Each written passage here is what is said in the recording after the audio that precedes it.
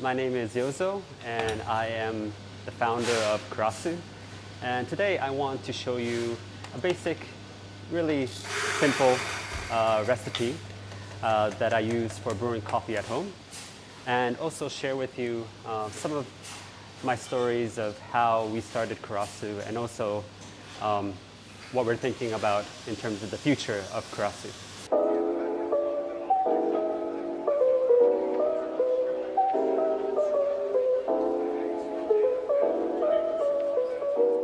This is a recipe that I use at home every day. Convenience and consistency. So to accommodate for all of those, the Hario Switch is a perfect tool for me. So I'm usually brewing for myself and my partner, so 2 cups, 25 grams of coffee, and using 400 grams of water. Yeah, let's start. Again, 25 grams of coffee. It's just a medium fine grind. And one comment on pre-wetting my filter, the paper filter. So usually at home, I do not pre-wet my filter. The simple reason is that I'm brewing in my kitchen table. It's a bit further away from my sink. You know, a morning hassle to pre-wet my filter and then go all the way over to the sink and dump the water. Some people comment about the paper case. For me, I don't really, it's a really minimal or minuscule difference for me, so I'm not really concerned about that. For the first dose, I'm doing a more of an immersion method, putting 25 grams of coffee right in the filter.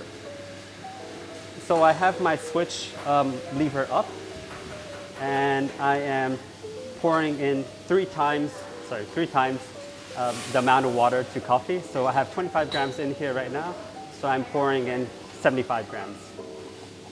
So 75 grams, and I am waiting 45 seconds for, I guess, the bloom stage, just the immersion phase, yeah?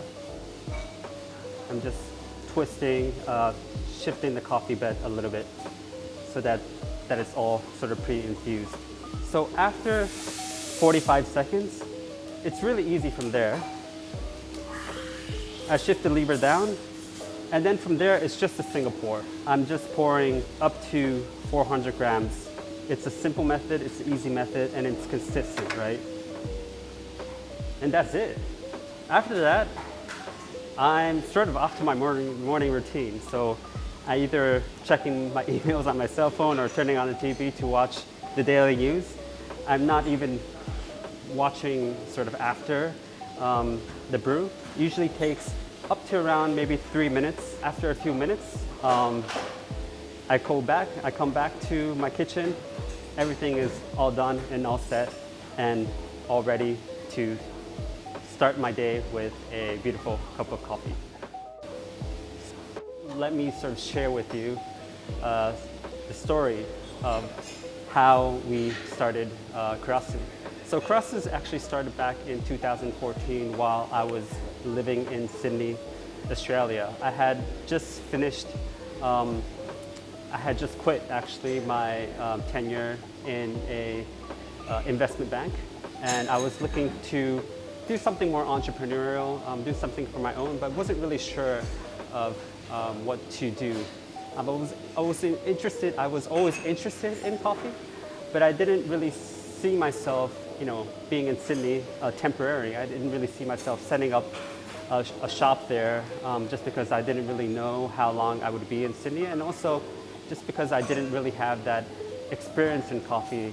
And more so, I didn't really understand how we can sort of differentiate ourselves, you know, setting up a coffee shop with all the sort of amazing, you know, coffee shops, coffee roasters in Australia at the time. But one encouraging thing that I saw visiting coffee spots in Sydney and Melbourne was that people were really starting to get into pour-over coffee. So the drippers, like you see here, the B60, a lot of the shops, of course, mainly brewed espresso and probably still do, but were really keen and interested in exploring pour-over filter coffee. People wanted to experience the amazing sort of offerings and complexities, the sweetness and acidity of single origin coffee had. And filter coffee was that perfect tool. Shall we stop and taste the coffee? Sorry.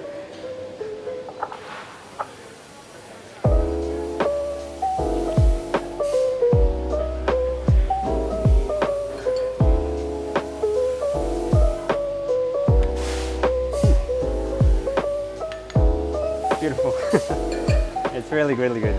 So this type of, I guess, filter coffee was starting to appear in cafes and coffee shops, and I was really noticing that. I thought, hey, being from Japan, it's not just the V60 that's out there, it's the Kalita Wave, or it's the Kono dripper, or we have so many different varieties of kettles and pour-over sort of drippers and coffee equipments that are available in Japan.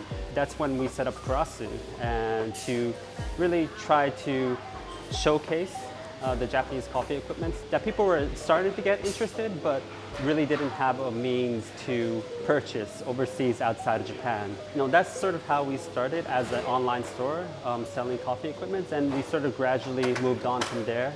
In 2016, we set up our first retail coffee shop in Kyoto, which is my hometown. And then we, set up multiple other shops, roastery. We are roasting with a Gießen and 6 kilo and a Loring 35.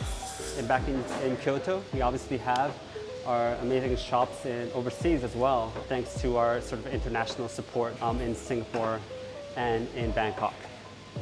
You all know and sort of have experienced over the past years, there have been so many, amazing coffee shops, coffee roasteries popping up all over the world. There's been a boom of amazing spaces, but also and the quality of coffee has gone up as well, and places that have amazing food as well, so it's set up as a cafe. So with all of the different players coming in, how can we not compete, but how can we sort of really differentiate ourselves as a brand? And I really think it really does come back to our love for coffee equipment. At the same time, really trying to educate people and let people know that coffee isn't complicated. Coffee doesn't have to be complicated, right? It can be something that's easy and something that can be done, every morning, brewing amazing and beautiful coffee to improve your quality of life. Coffee equipment, education of home brewing, and really trying to sort of interpret coffee in a not sort of complex way, sort of what Kurasu was sort of built upon, try to sort of message ourselves a lot more in the future. And I think Kurasu Ebisugawa is a shop that we built in Kyoto during sort of COVID time, is a really great example of that. Kurasu Ebisugawa is a shop that tries to showcase home brewing and coffee equipment in our shops. And also all of the coffee that we serve, we consciously do not use sort of commercial equipment. So for example, our grinder, we don't use EK43, for example, but we use a fellow, old grinder. For espresso, we don't have a commercial machine. We don't even have a home, espresso machine. We're using an AeroPress to brew sort of concentrated coffee. Everything that we serve in our cafe can be easily replicated at home, and we encourage people to sort of replicate that at home. And hopefully the messaging is that it's not something that only we as coffee professionals or baristas can do, but anyone can enjoy at home. Our focus will be that sort of concept. Also building our own products. We are in the process of creating our own equipment lineup. So that comes from all of the amazing sort of feedback and relationships we had with customers from around the world, and also being able to have relationships with equipment manufacturers and understanding what the needs are and understanding what we can offer. Try to have people, sort of everyone, to be able to not just enjoy coffee in professional sort of coffee shops and cafe spaces, but also anytime and anywhere in their homes or in the office or outside while you're camping. Kurasu, I think what we really need to do and what we are really trying to do is interpreting and trying to, of course, build a relationship with the farmers from all over the world, but also communicating in our own way of how these coffee can translate into everyone's sort of daily life. That's sort of how we see Kurasu now and how we see ourselves develop. I guess finally, I just want to say thank you from the bottom of my heart to, of course, all of our amazing baristas and sort of management team, and obviously to you as well, and everyone that has sort of followed our journey throughout the years, and even new fans and customers that have started following recently.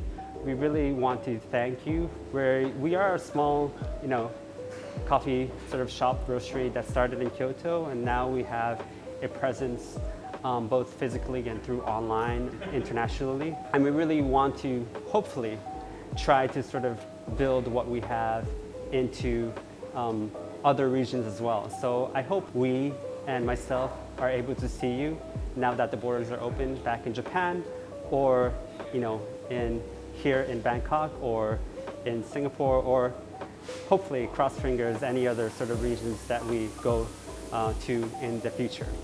So again, thank you, arigato, and hope to see you soon. Bye.